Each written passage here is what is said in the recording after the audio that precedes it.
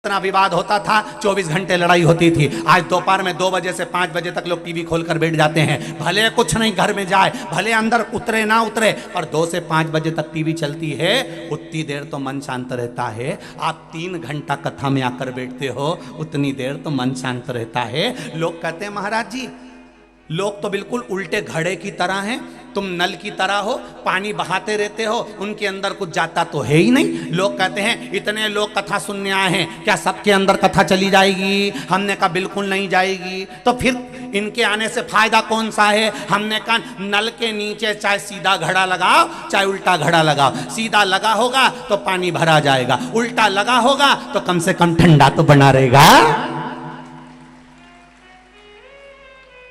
सीधा लगा है तो पानी भराएगा, उल्टा रखा है तो ठंडा रहेगा। कम से कम 3 घंटा कथा में बैठा है, झूठ तो नहीं बोल रहा, पाप तो नहीं कर रहा, चुगली तो नहीं कर रहा, निंदा तो नहीं कर रहा, कहीं गलत चीज तो नहीं कर रहा। 3 घंटा कम से कम ठंडा तो बैठा है। इतनी खुशी बहुत है अपने लिए कि ठंडा तो बैठा है, इतनी देर आराम से बैठा तो है नहीं, कथा तो सुन रहा बेटा कि बुद्धि में तो कुछ नहीं जाए, मत जान दो, औंधा है नहीं मटका, ठंडा तो रहेगा। 3 घंटे बाद जब जाएगा, जब देखा जाएगा। अभी नल के नीचे है, जब तक तो ठंडा है ना, जिसके भराना है वो भरा जाएगा, जिसके नहीं भरा है तो कोई जरूरी है इतना सारा आया है तो सबके अंदर कथा भरा जाएगी? जो सीधा घड़ा वो में तो भरा जाएगी, नहीं कहीं कहीं की तो कथा में बैठ के भी नहीं भरा।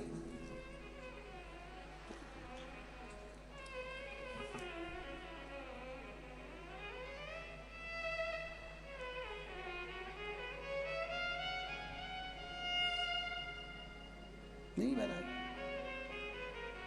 आरती के समय पर कई लोगों का ध्यान भगवान की ओर होता है और कई लोगों का ध्यान चप्पल की ओर होता है। ये तो ध्यान लगाने वाली बात है। पहले हम भी आरती गाते थे, जय जगदीश हरे, परंतु हमने छोड़ दिया क्योंकि लोग आरती के समय पर ध्यान गलत कर लेते हैं। अपन बोले मात पिता तुम मेरे, इनका ध्यान पीछे चले जाता, मात पिता तुम, और इनका ध्यान चला जाए और फिर वो चप्पल कहीं चली जाए तो ये आरती में सोच ले अपनी तो चली गई, शरण गऊं मैं किसकी, अब मैं किसकी ले जाऊं। तब समझ में आया कमला की अच्छी रखी है, ये अब यार इधर से उधर देखेगी और मैं निपटा बैठूंगी, बस इतना ही। अब ये तो घड़े के ऊपर है, तुम सीधा घड़ा रखा है तो कथा मिलेगी, सीधा घड़ा है तो अच्छा ढूंढ लोगे, सीधा घड़ा है तो 7 दिन की शिव महापुराण में से कुछ अच्छा निकालने का प्रयास कर लोगे। सीधा घड़ा है तो शिव महापुराण आपको अच्छी लगेगी, और अगर उल्टा घड़ा है तो 3 घंटा तो बैठ लेगा, उसके बाद यहाँ से जाने के बाद फिर निंदा में लग जाएगा, हाँ वो तो महाराज ही बेकार है,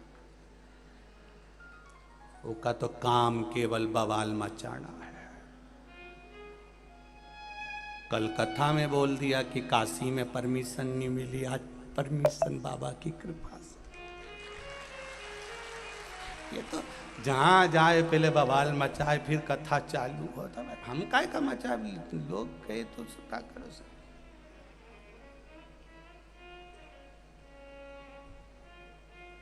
कथा यहाँ हुई, दिल्ली खबर गई, वहाँ से वहाँ गई, बाबा की कृपा थी, बाबा ने कह दी 10 तारीख से शिव महापुराण की कथा काशी में होगी, 1 बजे से 4 बजे तक गंगा के घाट।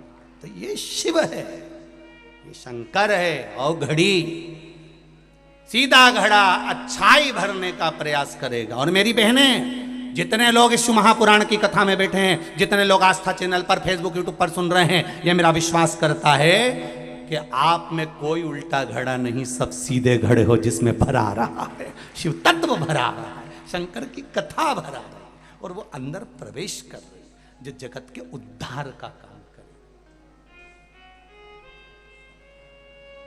चढ़ाओ 1 लोटा जल। कभी कभी अगर ऐसा लगे जीवन में कि दुख बहुत ज़्यादा आ गया है, बहुत तकलीफ आ गई है, तो लाल चंदन को घिस कर उस लाल चंदन का लेपन भगवान शंकर पर कर कर फिर पानी चढ़ाओ। अगर कोई संकट भारी है और नहीं कट रहा, जैसे किसी नारी का गर्भ नहीं ठहर रहा, 15 साल हो गए, 20 साल हो गए, 25 साल, जैसे इसने लिखा एक माता ने कि 18 साल की बेटी हो गई थी पर संतान में पुत्र नहीं, तो उसने भाव से कथा सुनी। ऐसे आपके भीतर अगर 20 साल हो गए, 25 साल हो गए, 30 साल हो गए, संतान का सुख ही नहीं है, लाल चंदन का लेपन बाबा भोलेनाथ पर करना प्रारंभ करो, पीठिका पर लाल चंदन का लेपन करना प्रारंभ करो, लाल चंदन से बाबा का श्रृंगार करना प्रारंभ करो। एक बेलपत्री पर लाल चंदन, दोनों पत्ती नीचे वाली, जो नीचे की जो 2 पत्ती होती है इस पे लाल चंदन, और बीच वाली पत्ती पर पीला चंदन लगाकर बाबा के शिवलिंग को समर्पित करिए, बाबा से प्रार्थना करिए, रोज प्रार्थना करो। परंतु एक बात का स्मरण रहे, 25 साल हो गए, 20 साल हो गए, 30 साल हो गए, संतान नहीं, तो पहले जल से अभिषेक कराना, अभिषेक कराकर उस जल का आचमन करने के बाद हाथ को खासा करना, धोना, उसके बाद में फिर वापिस बाबा का स्नान कराओ, फिर चंदन का लेपन कराओ, फिर 1 लोटा जल चढ़ाकर बाबा का स्नान कराओ। बाबा का बड़ा सुंदर भाव से लाल चंदन से जो अभिषेक करता है, बाबा को लेपन कर कर फिर जल चढ़ समर्पित करता है, निश्चित है उसकी गोदी मेरा देव अधिदेव महादेव जरूर भरता है, ये निश्चितता है। हम तो बेटियों से भी कहते हैं, जिसका विवाह नहीं हो रहा हो, 25 साल, 30 साल, 27 साल, 28 साल, 32 साल, 40 साल हो गए हो, नहीं हो रहा हो बेटा बेटी का विवाह, उसे लाल चंदन का प्रयोग अशोक सुंदरी वाली जगह पर 7 बिंदी लाल चंदन की लगाकर 7 बेलपत्र 7 बिंदी पर रखिए, और महाराज अपनी कामना कर कर भगवान से आइए, बाबा देगा, करेगा, 3-4 महीने में विवाह पक्का करेगा। ये लाल चंदन की महत्वता है शिव तत्व।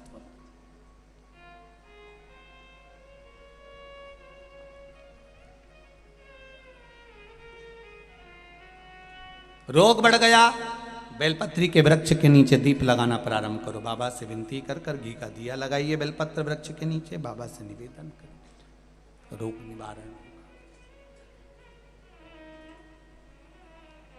मिलता है सच्चा सुख केवल चरणों में, भोलेनाथ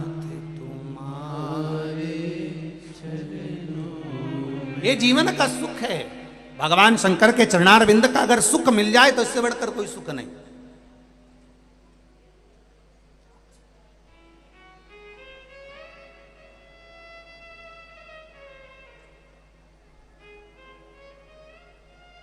चित्तवृत्ति में शिव को समाये। विदल उत्पल ने गलत दृष्टि से माता पार्वती को देख लिया था और माता का हाथ पकड़ने के लिए आतुर हुए।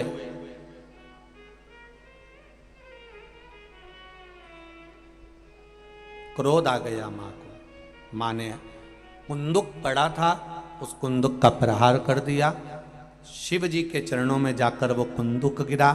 विदल उत्पल तो मर गए, पर कुंदुक शंकर भगवान के चरणों में गिरा तो शिव जी का नाम कुंदकेश्वर महादेव पड़ गए।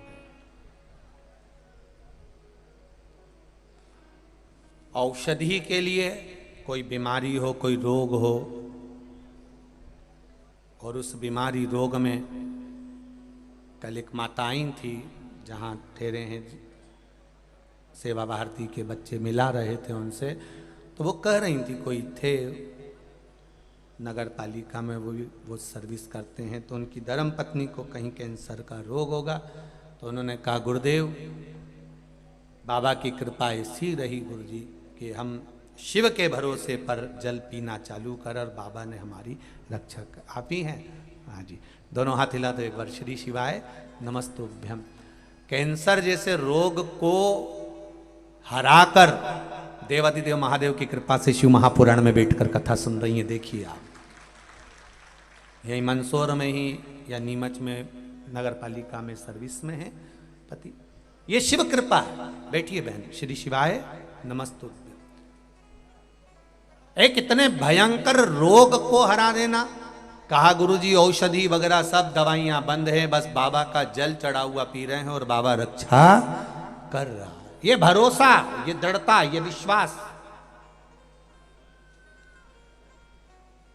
कई लोग के मन में आता होगा कहीं गुरुजी ये सब लोगों को कहीं पगला तो नहीं, परंतु एक बात बताओ रे, कि आज का जमाना में किसी को बेवकूफ बनाना बड़ा कठिन काम दादा, तो कौन बनाएगा? और तुम बन जाओगे। इतने विद्वान पढ़े लिखे सबकी बुद्धि काम करती है कि एक बार शिव महापुराण में महाराज ने बोला है तो पढ़ो शिव पुराण में कि कहां लिखा हुआ है, पढ़ो, स्मरण करो, स्कंद पुराण पढ़ो, पद्म पुराण पढ़ो, अग्नि पुराण पढ़ो, नर्मदा पुराण पढ़ो, और एक एक चीज निकालो कि महाराज ने बोला वो गलत तो नहीं बोला। चिंतन करिए, रात्रि को जाकर स्मरण करिए। और पहले भी कहा है, आज फिर कहते हैं, प्रैक्टिकल करने का प्रयास करें। पहले करके देखो। मैंने पशुपति व्रत करके देखा और मुझे लाभ मिला, तब आप दूसरे को कहो कि करेगी तो मिलेगा जरूर, निश्चित है, निश्चित।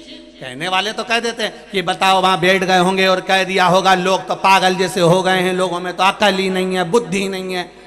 कौन किसी को मूर्ख बना दे? नहीं नहीं साहब, आज का जमाना विद्वत्ता का जमाना है, लैपटॉप और कंप्यूटर का जमाना है। 4G समाप्त हो गया, कल से 5G चालू हो गया। कल से ही चालू हुआ है 5G। 4G समापन हो गया, 5G चालू हो गया। इतना विद्वत्ता का युग चल रहा है, कोई किसी को अपशब्द नहीं कहता और कोई किसी को कुछ नहीं कहता। ये तो अपने विवेक की बात है। शंकर भगवान अगर आपके दिल में बैठे हैं, हृदय में बैठे हैं, तो ये किसी ने बेवकूफ बनाकर नहीं बिठाया। ये आपके भीतर की रुचि भगवान शंकर के प्रति जागृत हुई, तब आप शिव के हो पाए, तब आप शंकर के हो पाए। शिव ऐसे ही नहीं मिल जाता है। अब इन दीदी ने भी तो प्रयास करा होगा कि एक लोटा पानी चढ़ाकर तो देखूं, शिव सुनेगा मेरी, और यह विश्वास रखकर उन्होंने जल चढ़ाया और पानी पिया, तो कैंसर जैसे बीमारी से भी मुक्त हुई है। कैंसर जैसी बीमारी को भी पीछे पछाड़ दी। ये भीतर की विश्वास, भीतर की दृढ़ता, भीतर का भरोसा, ये कहां से लाओ? और मेरी माताओं से, मेरी बहनों से, मेरे भाइयों से और मेरे जितने बंधु यहाँ बैठे हैं, बेटा बेटियां, सबसे निवेदन करूंगा, आप प्रतिदिन बिना शर्म के, बिना संकोच के एक लोटा जल चढ़ाने शिव मंदिर जरूर जाओ। वो तुम्हारा अंतिम समय तक हाथ नहीं छोड़ेगा, उछाल देता रहेगा, नीचे नहीं गिरने देगा। एक ठेला चलाने वाले से भी कहूंगा, एक भीख मांगने वाले से भी कहूंगा, कब तक भीख मांगोगे? और भगवान परमात्मा ने तुम्हें भीख मांगने के लिए नहीं भेजा है राष्ट्र में।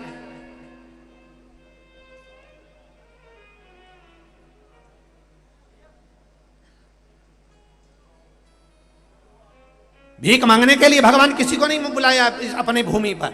कब तक भिक्षा मांगोगे? नहीं, परमात्मा की शरण में जाइए। और एक निवेदन करूंगा सबसे, कर्जा किसी से मत लो, क्योंकि जिंदगी भर कर्जा का नाम है कर कर के जा, और उसी का नाम है कर्जा। जिंदगी भर चुका चुका के मर जाते हो, बच्चों को चुकाना पड़ता है। एक बार अगर कर्जा लेने की जरूरत पड़े तो मेरे महादेव के चरणों में जाकर 7 दिन लगातार घी का दिया लगाकर बेलपत्र समर्पित कर कर जल चढ़ाना। रोज एक बेलपत्री उठाकर घर में लेकर आना और उससे कहना कि तू कृपा करना कि मुझे कहीं कर्जा लेने की जरूरत नहीं पड़े और मेरा काम निकल जाए पूरा। एक पत्र आया है, एक पत्र में एक भाई दुकान के लिए कर्जा ले रहा है। देखिए उस पत्र में कितने सुंदर बात उसने कही।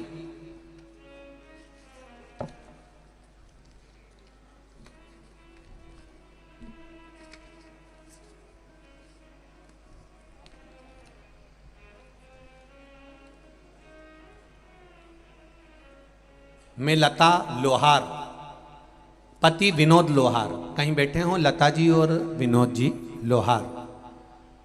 मैं लता लोहार, पति विनोद लोहार, 10 स्नेह नगर संजीत रोड मंदसौर से हूं मैं।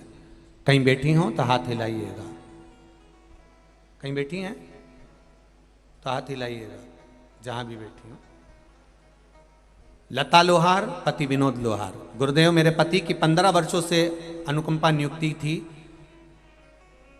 अनुकंपा नियुक्ति की कोशिश करते रहे थे लेकिन कोई सफलता नहीं मिली। 2019 में भी बहुत प्रयास करा लेटर आया, लेकिन कोरोना महामारी के कारण कोई जवाब नहीं आया। 3 वर्ष निकल गए, फिर मैंने आपके द्वारा बताए गए पशुपति व्रत को किया तथा रतलाम की कथा श्रवण की। कथा के पंडाल में आपने कहा था बैठकर कथा सुनने का जो लाभ है उसका फल मिलता जरूर है।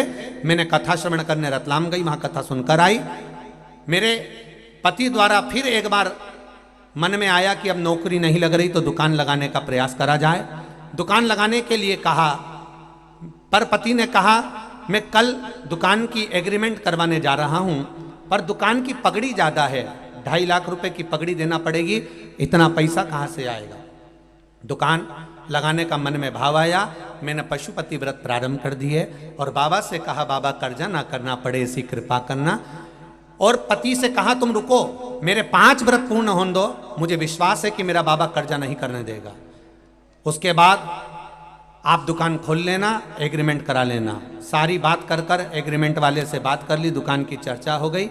और बाबा की कृपा देखिए गुरुदेव, केवल पशुपति व्रत करे, 8 दिन ही पूरे हुए, प्रार्थना करती रही और बाबा की कृपा से पति के पास विभाग द्वारा पत्र आया कि आपकी ड्यूटी विभाग में, डॉक्यूमेंट विभाग में जमा कर दिए गए हैं तथा मेरे पति के सारे डॉक्यूमेंट जमा हो गए और मात्र 3 महीने के अंदर 15 वर्ष से जिस नौकरी के पीछे लगे थे बाबा ने वो नौकरी सरकारी मेरे पति को दे दी और कर्जा नहीं करने दिया।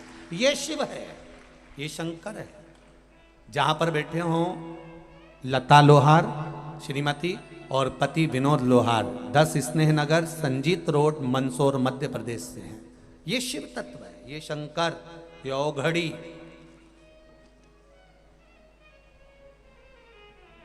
आप उससे कहो तो,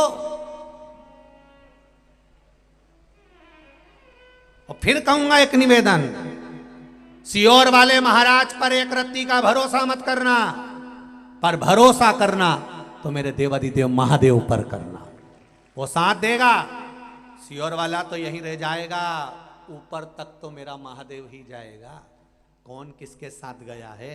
आपको दुख आया तो क्या कोई आकर खड़ा हो जाएगा कि सियोर वाला महाराज आकर खड़ा हो जाएगा?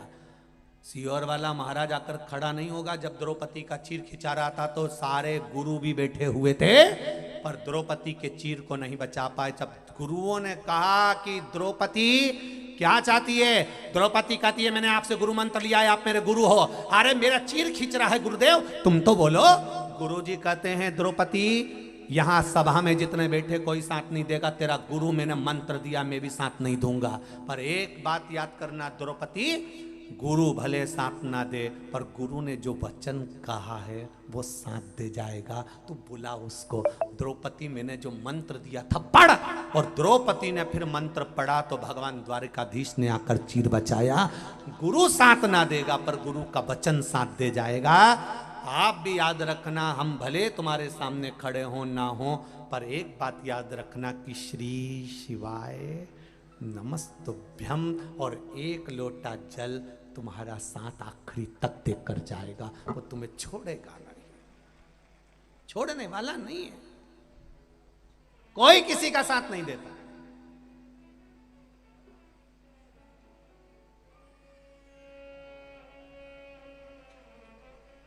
हम गुरुओं को प्रणाम क्यों करते हैं? हम गुरुजन को नमन क्यों करते हैं? हम संत साधु सन्यासी ब्राह्मण तत्व को नमन क्यों करते हैं? उसको नमन करने का एक कारण होता है कि जो संत, जो साधु, जो गुरु जिस भगवान की भक्ति में लगे रहते हैं, उस भगवान का तत्व उनकी भक्ति के अनुसार उनके हृदय में आकर विराजमान हो जाता है। इसलिए हम गुरु को प्रणाम करते, गुरु जी को नमन करते, गुरु जी का दर्शन करते हैं कि वो तत्व थोड़ा सा हमको मिल जाए। जो गुरु जी ने अगर राम की आराधना करी, देवी की आराधना करी, भगवान की आराधना करी, शिव की आराधना करी, जिसकी वो आराधना करता उसका तत्व उसके भीतर थोड़ा थोड़ा आता है, तो उसके दर्शन मात्र से हमारा उद्धार हो जाए। इसलिए हम गुरु का दर्शन करते, गुरु का प्रणाम करते। पर गुरु तुम्हारे अंतिम समय तक तुम्हारे साथ नहीं है। गुरु ने जो व्याख्यान करा, गुरु ने जो मंत्र दिया, गुरु जी ने जो नियम बताया, बस उसका स्मरण करिए। द्रौपदी ने कृष्ण को पुकारा, भगवान ने उसका चीर बचा लिया। आप जब जब दुख की घड़ी आए, रोग, बीमारी, तकलीफ, कष्ट आए, कोई याद आए चाहे ना आए, तब एक स्मरण याद रखिए, श्री शिवाय, जम के बोलो जरा, श्री शिवाय नमस्तुभ्यम, और तब स्मरण रखिए एक लोटा जल, उसका स्मरण आपके भीतर रखिएगा कि हमको जाना है। तुम जाओ इसको हॉस्पिटल लेकर, मैं आई शंकर जी के मंदिर से, वो हॉस्पिटल लेकर जा रहे हैं, आप शिव जी के मंदिर पहुंच जाओ। मैं अभी आई तो क्या कहां जा रही, बस मेरे बाबा से मिलने जा रही हूं, और उसके दरवाजे पर जाकर फिर दिल से कह दो, ओ काशी के भोलेनाथ मने थारी याद सतावे रे, बाकी सी लटक गई नैनों में अटक गई, कब तुम दर्श दिखाओगे, अब धीर ना बंधे रे भोलेनाथ मने थारी याद सतावे रे। अरे ताना मारे संसार, भोले ताना मारे संसार मने थारी याद सतावे रे,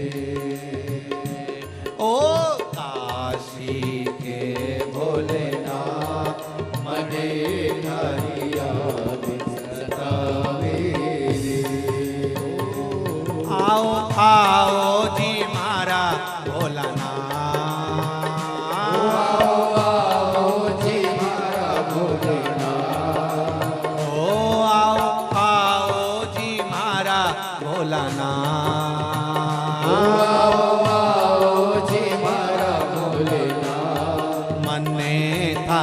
याद सतावे,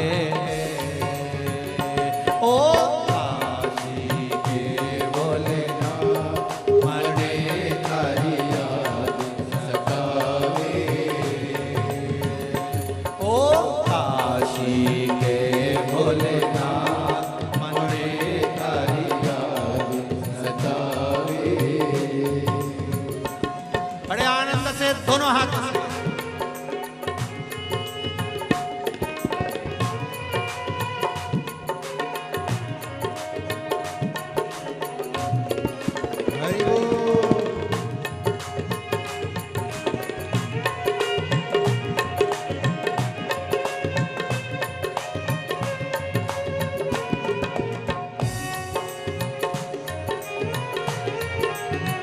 शंभो।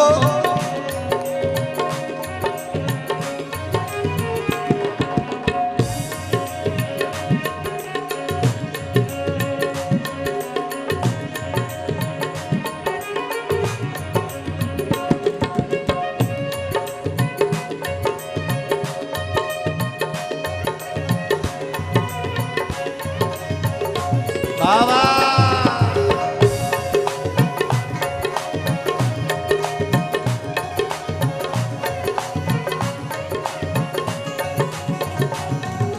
बाकी सी लटक गई नैनों में अटक गई, कब तुम दर्श दिखाओगा, बाकी सी अटक गई नैनों में अटक गई, कब तुम दर्श दिखाओगा, ओ बाकी सी लटक गई नैनों में अटक गई, कब तुम दर्श दिखाओगा, बाकी सी अटक गई नैनों में अटक गई, कब तुम दर्श दिखाओगा, हिच क्या ना रुके भोलेनाथ, हिच क्या ना रुके भोलेनाथ मन में थारी याद सतावे, ओ काशी के भोलेनाथ मने थारी याद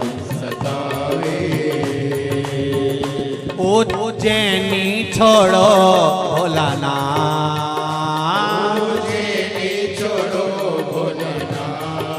ओ जैनी भोलानाथ, मुझे नहीं छोड़ो भोलेनाथ, मने थारी याद सतावे। ओ काशी के भोलेनाथ, मने तारी याद सतावे। ओ काशी के भोलानाथ, मने थारी याद सतावे। ओ काशी के भोलेनाथ, मने तारी याद सतावे। मने थारी याद सतावे। मने तारी याद सतावे। मने थारी याद सतावे। मने तारी याद सतावे। आर अपनी जगह बैठकर भगवान शिव से विराम के अवसर पर बड़े आनंद के साथ बाबा से निवेदन करते हुए, बाबा आज कथा का विराम होने जा रहा है और मैंने सुना है तू जाते जाते कुछ ना कुछ देकर जाता है मेरे हृदय से। आप मन से बाबा से निवेदन करिए। सब पुकारें बाबा को, मूल मंत्र का जाप करेंगे। श्री शिवाय नमस्तुभ्यं,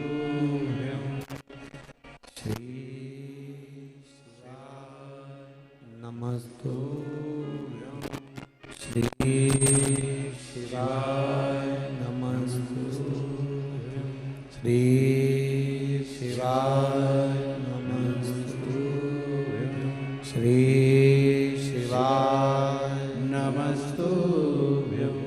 भोला सब दुख काटो मारा, ओ भोला सब दुख काटो मारा। शिव शंकर जपू तेरी माला, भोले बाबा जपू तेरी माला। भोला सब दुख काटो मारा, ओ भोला सब दुख काटो मारा। भगवान शिव की कृपा उदारता। आगे 12 ज्योतिर्लिंग का चरित्र वर्णन कराया, सोमनाथ जी का वर्णन, चंद्रदेव को काया रोग हुआ, शिव जी ने आकर उस काया रोग से ठीक करा, सोमनाथ जी के रूप में विराजमान हुए। मल्लिकार्जुन, कार्तिक बाबा रुष्ट होकर गए, भगवान शंकर पार्वती मनाने पहुँचे, मल्लिकार्जुन के रूप में विराजमान हुए। महाकाल दूषण नाम के राक्षस के संहार के लिए भगवान कालाधिपति महाकाल प्रकट। 4 अप्रैल से 10 अप्रैल 2023 में महाकाल बाबा की पावन नगरी माँ छिबरा के ताट पर सुंदर शिव महापुराण की कथा रहेगी। आप सब आमंत्रित, कथा का लाभ लीजिएगा। सब व्यवस्था भोलेनाथ करेगा और कराएगा। काशी में जो कथा है वो यही 10 तारीख से चालू होगी, 16 तारीख तक चलेगी और 10 से 16 तारीख तक कथा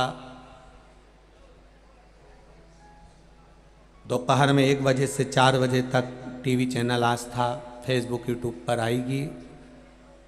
और 10 तारीख के पहले दिवाली का सारा काम कर लो अच्छे से, खूब झाड़ू फूटा जो भी करना है तुमको, सफाई मफाई खूब प्रेम से करो। फिर 10 तारीख से कथा में लग जाओगे। इसलिए आनंद के साथ कथा रस तत्व को ग्रहण कर अपने जीवन को धन्य बनाइएगा भाव भक्ति के साथ। अगला वर्णन आया है ओमकारेश्वर।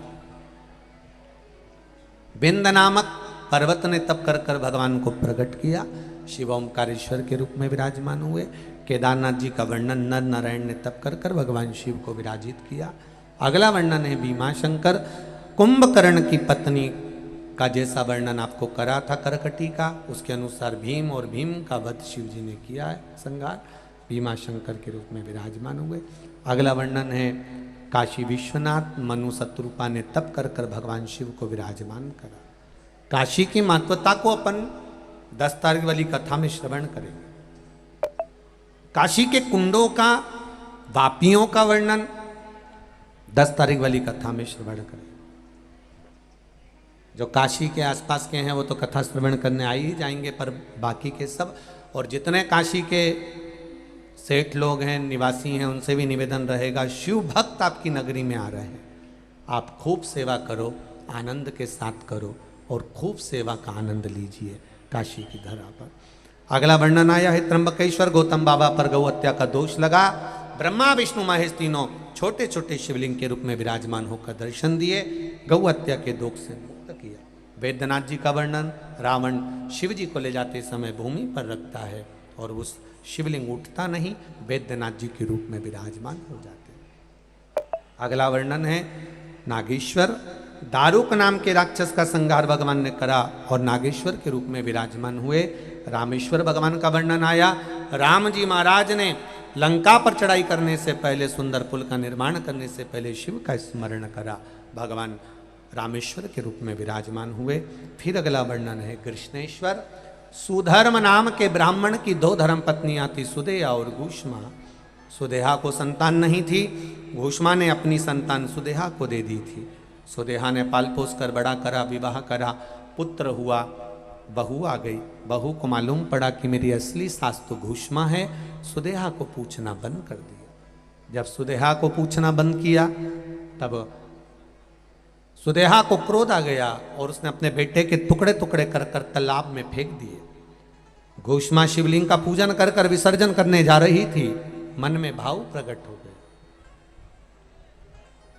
मन में भाव आया